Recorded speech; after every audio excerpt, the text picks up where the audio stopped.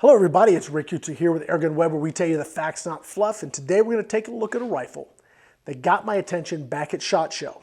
It's from Hatsan, and I got to tell you, I liked it so much then, I actually bought one myself.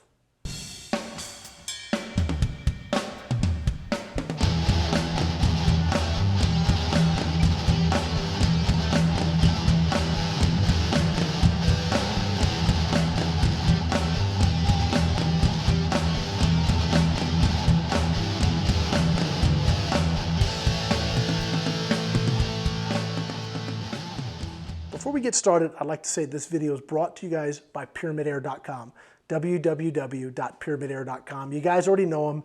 I've been working with these guys for 10, almost 12 years now. That's pretty awesome. Before they were my sponsor, I was a customer. So I have a very long relationship with these guys. And I can tell you that when you're looking for your next airgun, looking to get your next batch of airgun supplies, they're really the place to go, www.pyramidair.com. So let's get started and take a look at the Hatsan Vectis. This thing just has coolness going for it. All over, this thing is awesome.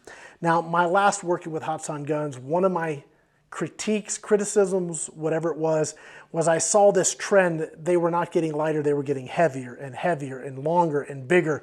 And I told them back a few years ago, you guys, look, the trend in the market is lighter, smaller, more compact. You guys are going the wrong way.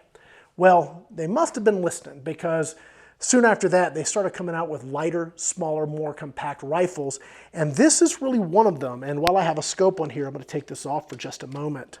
What really sets this apart in the PCP world is that you have the ability to run open sights. I don't know if you guys have looked lately, but trying to find a hunting class airgun, PCP airgun, with really decent open sights is actually pretty tough. This is pushing 32 foot-pounds. That's no slouch, it's 22 caliber. So that is everything from rats, mice, squirrels, rabbits, jackrabbits, all the way up to possums, prairie dogs, groundhogs, armadillo, woodchucks, all of that stuff. This thing can put it down very cleanly. Raccoons too. So from a hunting gun perspective, it actually has plenty of power in 22. Basically everything short of that medium game and predators, this thing has the power on tap to take care of it. Shot counts, right around 2 mags, say 24 shots. Pyramid Air says it's about 30 shots, and you could probably squeak 30 shots out of it. I would probably stop after 2 mags just because it's just easy to top off at that point. So velocity, power, again, 32 foot-pounds, what that equates to is with a 16-ish grain pellet, you're doing about 950 feet per second. So the 15.89 JSBs are running 950, that's 31.89 or thereabouts foot-pounds. Again, very, very respectable in a 22. Hatsan says 1,000 feet per second. If you ran light lead pellets, this thing's probably gonna blow past 1,000 feet per second. All right, so while it has all that going for it, it's not perfect, and we sort of need to get to that part now. What I've done is I've done just a ton of testing and shooting with this rifle.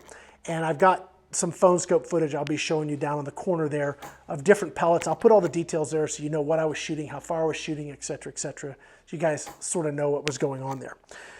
So I went ahead and pulled these off.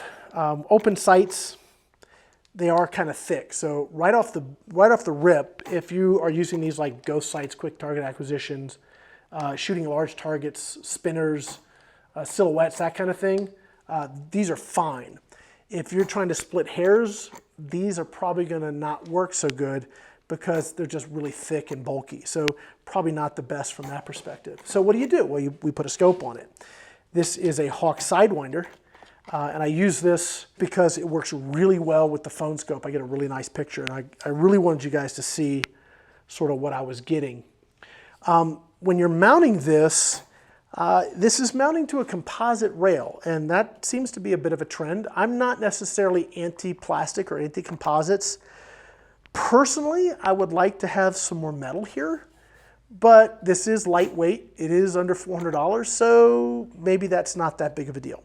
So I had the PhoneSkope on it, and I started running a bunch of different pellets. And I always start with the JSBs, and I really was having some consistency issues. I was really having a hard time getting them to all go where I wanted them to. And I was thinking, really this is uncharacteristic of Hatsan and JSB. That combination is sort of like a lock most of the time. And I got to thinking, what is causing this? So I switched off to the single shot tray, and my groups got a lot better, and I pulled a couple, but the bulk of the group was more what I was expecting.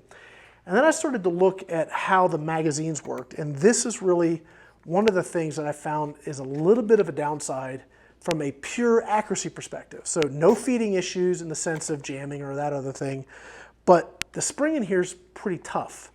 And what I found it would do is actually start deforming the skirts of the pellets. Additionally, for whatever reason, the hole on the exit isn't perfectly lined up. So sometimes it would feel like the pellet wasn't getting like a clear path into the breech. So if any of that is happening while you're trying to punch paper with precision accuracy, you're gonna get flyers. There's just no way around it. So from that perspective, this rifle really isn't the best that I've seen, not even in the price point. I've seen some rifles that are under $400 that shoot better accuracy than this does.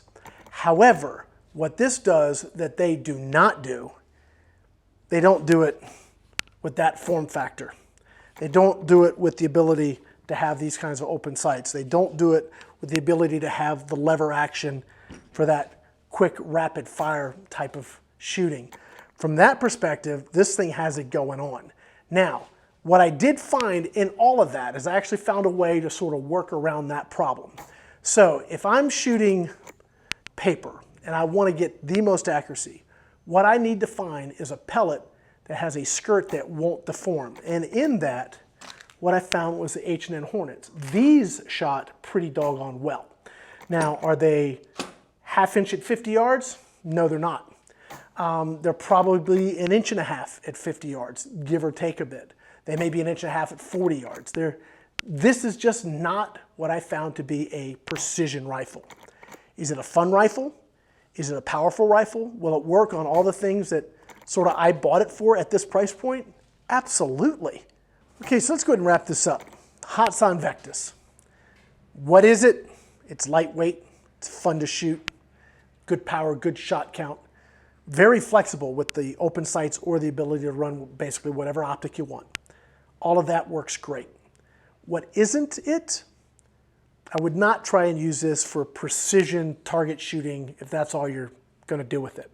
Can it do that? Actually, it can do pretty good, especially if you run the single shot tray. That's where you're going to really get the type of accuracy that makes it respectable. But if you're going to run the magazines to just run targets and silhouettes and reactive stuff, yeah, don't expect that that's going to give you, at least in my experience with this particular gun, maybe you've got a different experience, maybe you've got a different model. This is what I got in the box. These are the results I got. I'm still pretty happy with this thing from a fun gun perspective. It's inexpensive, fun to shoot, great trigger, great fun running reactive targets.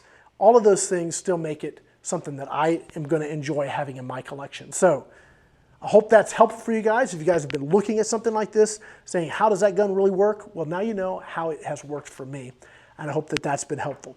My name is Rick Utzer here with AirgunWeb, where we tell you the facts, not fluff. Thanks for watching.